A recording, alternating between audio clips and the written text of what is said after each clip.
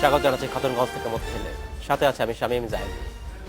আজ আমাদের আলোচনার বিষয় পোশাক কারখানায় শ্রমিক নিরাপত্তা।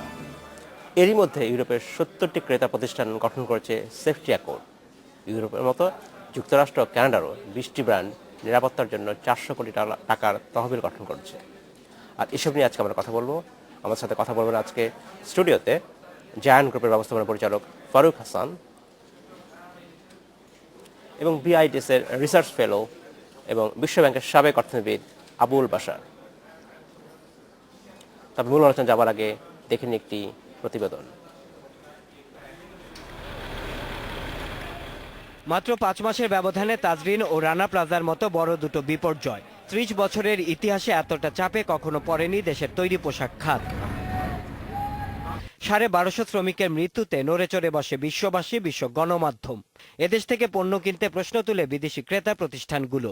এর মধ্যে জিএসপি সুবিধা স্থগিত করেছে মার্কিন প্রশাসন। ইউরোপেও ছিল একই শঙ্কা। তবে সবকিছুকে নাকচ করে ইউরোপের 70টি ক্রেতা প্রতিষ্ঠান ঘোষণা দিয়েছে এই শিল্প শ্রমিকের পাশে থাকার। এগিয়ে এসেছে যুক্তরাষ্ট্র ও কানাডার ক্রেতা প্রতিষ্ঠানগুলো। ওয়ালমার্ট, গ্যাপ, শিয়ার্স, জেসিপেনির মতো বড় 20টি ব্র্যান্ড আছে এতে। আমেরিকা যে সেফটি অ্যালায়েন্স করেছে ওখানে $50 মিলিয়ন, ওটা অলরেডি ফান্ড রেজ করেছে। 5 বছরের একটা প্রজেক্ট। এখানে বড় কোম্পানি যেগুলো আছে $1 মিলিয়ন করে বছরে দিবে, আর যেগুলো ছোট কোম্পানি সেগুলো দিবে $67,000 পার ইয়ার। চুক্তিরা নেক্সট উইকের ভিতরে হবে। গেল সপ্তাহে এ বিষয়ে ওয়াশিংটনে আলোচনা হয়েছে মালিকদের সংগঠন বিজিএমই ও ক্রেতা প্রতিষ্ঠানগুলোর প্রতিনিধিদের মধ্যে। তৈরি হচ্ছে চুক্তির শর্ত ও সহযোগিতার ক্ষেত্রগুলো। ফায়ার সেফটি সিকিউরিটির ব্যাপারে আমাদের অর্থায়ন করবে, ট্রেনিং সেন্টারের জন্য ওনারা অর্থ দিবে, আর একটা যে কোনো ফ্যাক্টরিগুলো স্থানান্তর করার জন্য ওনারা আমাদের সহজ সুদে 4-5% সুদে আমাদেরকে লোন দিবে। তাদের গঠন করা তহবিল ব্যবস্থাপনার দায়িত্বে থাকছে বেসরকারি সংস্থা ব্র্যাক। Shaon Hasnat, independent news, Dhaka. দেখলাম প্রতিবেদনটি আমরা।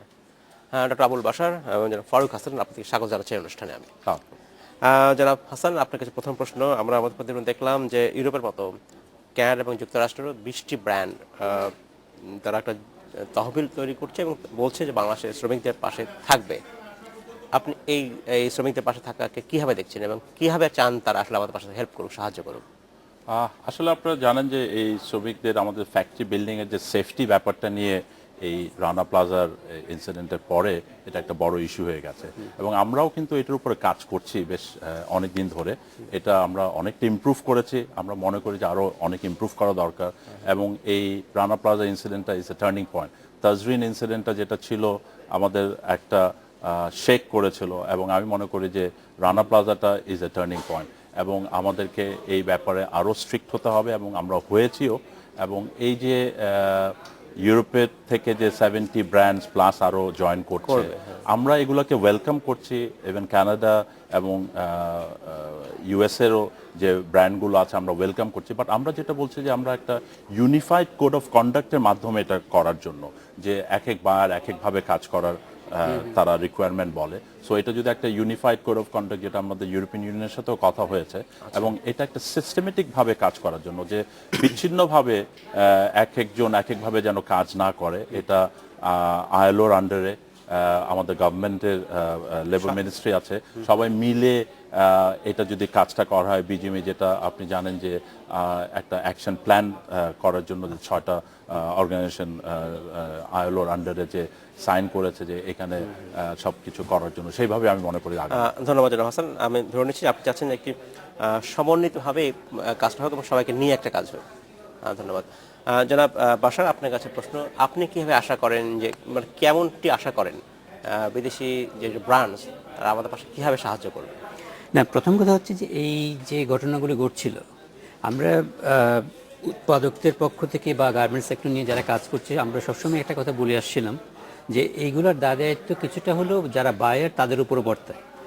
কারণ এই সেক্টর থেকে যে প্রফিটটা আসে সেই প্রফিটটা তো ওরাও পাচ্ছে। হ্যাঁ, কিন্তু কমপ্লায়েন্সের দায়িত্বটা আবার শুধু আমাদের দেশীয় উদ্যোক্তাদের কাঁধে চাপিয়ে দেওয়া হচ্ছে, কিন্তু এটা যে প্রিমিয়াম সেটা আবার কিন্তু ওনারাও পাচ্ছেন। তো আমরা অনেক আগে থেকে এগুলো বলে আসছিলাম, এতদিন তারা শুনেননি। এটা একটা খুবই পজিটিভ লক্ষণ যে এই প্রথমবারের মতো তারা নিজেরা দায়িত্ব নিচ্ছেন, অ্যাটলিস্ট অ্যাকনোলেজ করছেন যে এখানে তাদেরও একটা ভূমিকা আছে, এবং সেই দায়িত্ববোধের জায়গা থেকে ওনারা এগিয়ে আসছেন। সো এটা একটা খুবই পজিটিভ একটা বিষয়। এখন এই যে এগিয়ে আসাটাকে আমরা কিভাবে ব্যবহার করতে পারি, আমাদের পক্ষে নিয়ে আসতে পারি, সেইখানে আমি মনে করি বাংলাদেশ সরকার এবং আমাদের যারা উৎপাদক আছেন ওনারা সবাই মিলে একটা টিম হিসেবে কাজ করতে হবে।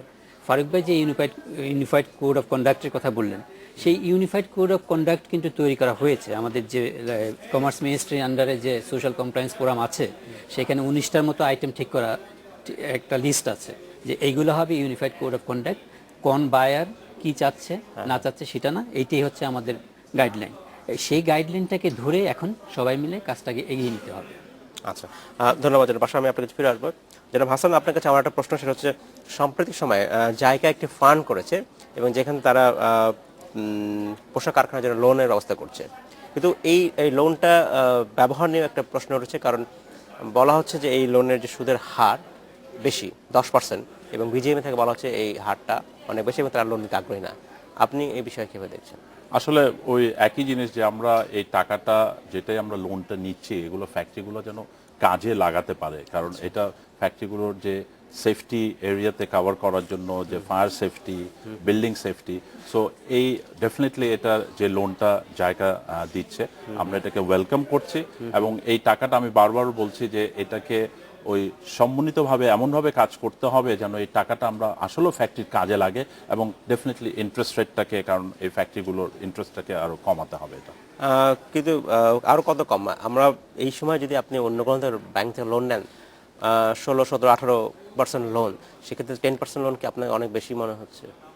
আমরা এই জন্য বলছি যে বিকজ এখানে কিন্তু এই ফায়ার সেফটি বা বিল্ডিং সেফটির ব্যাপারে আমরা মনে করি যে প্রতিটা ফ্যাক্টরি আরো অনেক ইনভেস্টমেন্ট করা দরকার, ইনভেস্টমেন্ট করেছে, এবং এই ব্যাপারে যদি ইন্টারেস্ট রেটটা কম হয়, ডেফিনেটলি 10% মার্কেট রেট থেকে, বাংলাদেশের মার্কেট রেট থেকে কম আছে, যেহেতু জাইকা জাপানিজ ফান্ড, সেই কারণে যেহেতু জাপানে ইন্টারেস্ট রেট অনেক লো, ওদের ইন্টারেস্ট রেট নাই বললেই হয়, সেই জায়গায় তাদের সারপ্লাস ফান্ড আছে, তারা যদি রিয়েলি এখানে এই ফ্যাক্টরিগুলোকে সাপোর্ট দিতে চায়, তাহলে ইন্টারেস্ট রেটটাকে যদি আরো কমাতে পারে, তাহলে ফ্যাক্টরিগুলো এটা আরো বেশি করে টাকা ইনভেস্টমেন্ট করবে।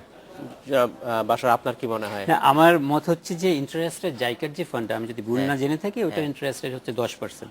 জি, আমি তাই জানি। তো আপনি যে যেমনটা বলেছেন যে আমরা যদি কমার্শিয়াল ব্যাংক থেকে নেই, আমাদের interest rate as high as like 16 থেকে 18%। তো সেই অর্থে তো এটা অনেক কমই আছে, এবং সেইটা একটা আমাদের জন্য সুযোগ।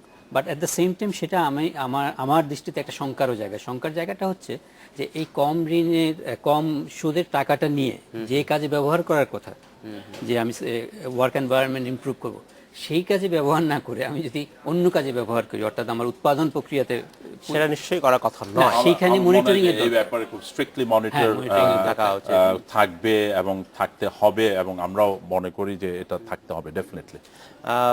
আরেকটা প্রশ্ন আপনার কাছে জনাব হাসান, যেটা হচ্ছে আমরা বলছি যে কমপ্লায়েন্স বাড়াতে হবে, অনেক কিছু করতে হবে, একই সাথে আমরা দেখেছি যে আনুপাতিক হারে আসলে পোশাকের দাম আন্তর্জাতিক বাজারে কমছে, এখন মানে বায়াররা দিচ্ছেন না।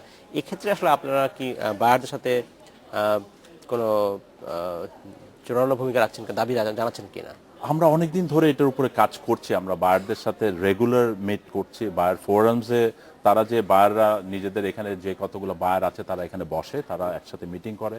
সেই মিটিংয়ে আমি কয়েকবার গেছি এবং এটা বলেছি যে তোমরা যে প্রাইসে এখানে কিনছো, আমরা বলছি না যে বেশি প্রাইস দাও, আমরা বলছি যে এথিক্যাল প্রাইস দাও, তোমরা এথিক্যাল সোর্সিংটা করো, যে তোমরা বাংলাদেশে আসছো ডেফিনেটলি কম্পিটিটিভ প্রাইসের জন্য, কিন্তু তার মানে এই না যে তোমরা একদম চিপেস্ট প্রাইস খুঁজে বের করো এখানে, বিকজ তোমাদের হ্যান্ডলিং, তোমাদের ওভারহেড কস্ট অনেক বেশি। সেই জায়গায় যদি আমাদেরকে প্রতিটা পিসে যদি 25 সেন্টস করে বেশি দেয়, সেটা কিন্তু একটা আমূল পরিবর্তন করা যায় একটা ফ্যাক্টরি।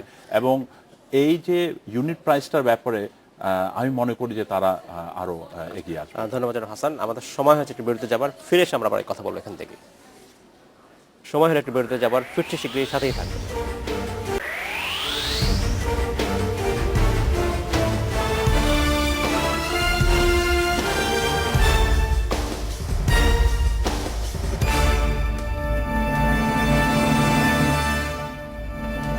স্বাগত আরেকবার খাতুন হসপিটাল মধ্যে। আজ আমরা কথা বলছি পোশাক কারখানার শ্রমিক নিরাপত্তা নিয়ে। এই নিয়ে আমাদের সাথে আলোচনা করছেন স্টুডিওতে জায়ান্ট গ্রুপের ব্যবস্থাপনা পরিচালক ফারুক হাসান এবং বিআইডিএস এর গবেষক আবুল বাশার। জনাব বাশার এবং জনাব হাসান, আপনাদেরকে স্বাগত জানাচ্ছি অনুষ্ঠানে। যারা বাসা আপনাকে প্রশ্ন, আমরা বিরতি যাওয়ার আগে কথা বলছিলাম যে আমরা সেখানে বলছিলাম যে ব্র্যান্ডগুলোর কতখানি দায়িত্ব রয়েছে শ্রমিকদের অধিকার নিশ্চিত করার ক্ষেত্রে। আমি যদি বেতন ভাতার কথা বলি, কারণ আমরা দেখে থাকি যে তারা প্রতি বছরই পণ্যের মূল্য কমাতে ব্যস্ত। এক্ষেত্রে আসলে তাদের ভূমিকা কি? না, আমি শুরুতে যেমন বলেছিলাম ব্র্যান্ডগুলোর দায়িত্ব উৎপাদকদের সমানই, কারণ তারাও একটা অংশ, পার্ট অফ ইট। হ্যাঁ, আর দামের কথা আপনি যেটা বললেন, আপনি ঠিকই বলেছেন। আমরা যদি 2004 থেকে বাংলাদেশ ব্যাংকের ওয়েবসাইটে যে ডেটা আছে সেই ডেটা আমি দেখছিলাম, এবং দেখা যাচ্ছে কন্টিনিউয়াসলি আমাদের ইউনিট প্রাইস কমে যাচ্ছে গার্মেন্টসে। হ্যাঁ, তো এখন এইটা কেন হচ্ছে?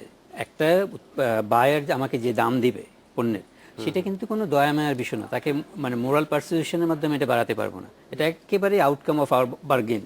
হ্যাঁ, তো আমরা আমাদের যে উৎপাদক যারা আছেন তারা এখানে এটা কম দামে এগ্রি করছেন, তাহলে তারা অন্য কোথাও কম্প্রোমাইজটা করছেন। হ্যাঁ, সেটা হচ্ছে আমাদের এই এত উৎপাদক, এখন আমাদের প্রায় 4000-এর উপরে বা 5000-এর উপরে আমাদের উৎপাদক আছেন। এইখানে একটা ইন্টারনাল কম্পিটিশন আছে। একজন বায়ারকে আমি যে দামে এগ্রি করি সেইটাতে যদি আমি রিজিট থাকি, সে আরেকজন বায়ারের কাছে গিয়ে তার চেয়ে কম দামে জিনিসটা পাচ্ছে। রাইট। এবং সেকেন্ড যে বায়ার কম দামে এগ্রি করলো, সে কিন্তু তখন কম্প্রোমাইজটা করছে অন্য অন্য জায়গাগুলোতে, কমপ্লায়েন্সের জায়গাটাতে, কর্মপরিবেশের জায়গাটাতে, মজুরির জায়গাটাতে।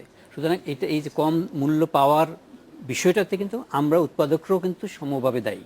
এবং এইখানেই আমি মনে করি যে এই উৎপাদকদের একটা সমন্বিত এবং সংগঠিত একটা অবস্থান থাকা উচিত, যে আমরা এই দামের কমে বিক্রি করবো না। আমি যেটা জানতে চাচ্ছি যে যেটা হচ্ছে পণ্যের যেমন দাম কমছে, একই সাথে শ্রমিকদের মজুরিও কিন্তু সে হারে কমছে। মার্কিন যুক্তরাষ্ট্রের ওয়ার্কার্স রাইটস কনসার্টিয়ামের এক গবেষণায় তথ্য আসছে, এবং সেখানে বলা হচ্ছে যে গত 2001 থেকে 2011 সালের মধ্যে 2.37% শ্রমিকের প্রকৃতি মজুরি কমেছে। যেন হাসান, যদি পণ্যের দাম বাড়ে তাহলে কি মজুরি বাড়ার নিশ্চয়তা আমরা পেতে পারি? নিশ্চয়ই। আমি মনে করি যে পাশা সাহেব যেটা বললেন যে আমাদের এখানে লাস্ট 10 ইয়ার্সে যদি আমরা ধরি, আমাদের এখানে কিন্তু ইউনিট প্রাইস আমরা বাড়াতে পারি নাই। এটার কারণ একটা আমি স্বীকার করে নিচ্ছি যে আমরা যারা গার্মেন্ট প্রডিউসার অ্যান্ড এক্সপোর্টার, তাদের নিজেদের মধ্যে কম্পিটিশনের কারণে প্রাইসটা বাড়ে নেই, এটা বায়াররা আমাদের অ্যাডভান্টেজ নিচ্ছে। সো এখান থেকে আমরা বেরিয়ে আসতে হবে আমাদেরকে। আমি মনে করি যে আমাদেরকে প্রাইসের ব্যাপারে আরও স্ট্রিক্ট থাকতে হবে। প্রাইস আমাদেরকে কম্পিটিটিভ মার্কেটে আমরা থাকবো, কিন্তু তার মানে এই না যে আমরা লোয়েস্ট প্রাইসে যাব। বিকজ ভালো প্রোডাক্ট দিতে হলে প্রাইস পেতে হবে, এথিক্যাল সোর্সিং করতে হবে বায়ারকে, এবং ডেফিনেটলি প্রাইস আমরা বেশি পেলে এবং বেশি পাবো আমরা আশা করি।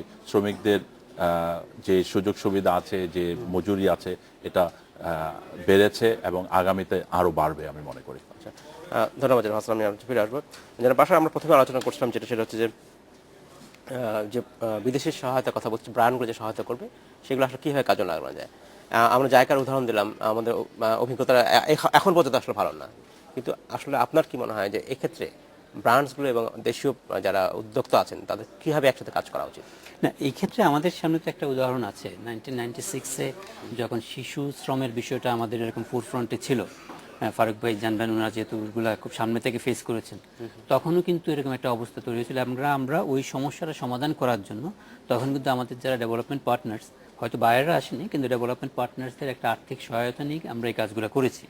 হ্যাঁ, তো এখন হয়তো ডেভেলপমেন্ট পার্টনার্সরা আসছে, সাথে সাথে বায়াররাও আসছে, কিন্তু বিষয়টা একই রকম। সুতরাং এখানে সবাইকে সাথে নিয়ে আমাদের প্রত্যেকটা ফ্যাক্টরি, মানে প্রথমে আইডেন্টিফাই করতে হবে যে কোন ফ্যাক্টরিগুলো সবচেয়ে বেশি নন কমপ্লায়েন্ট। হ্যাঁ, এবং প্রাথমিকভাবে তাদেরকে টার্গেট করতে হবে, এবং তারপরে আমরা সেকেন্ড টায়ার অফ ফ্যাক্টরিতে যাব এবং তাদেরকে বাধ্য করতে হবে, আমরা ফাইন্যান্সিয়াল অ্যাসিস্ট্যান্সটা দিচ্ছি, তোমরা এই কাজগুলো করতে হবে।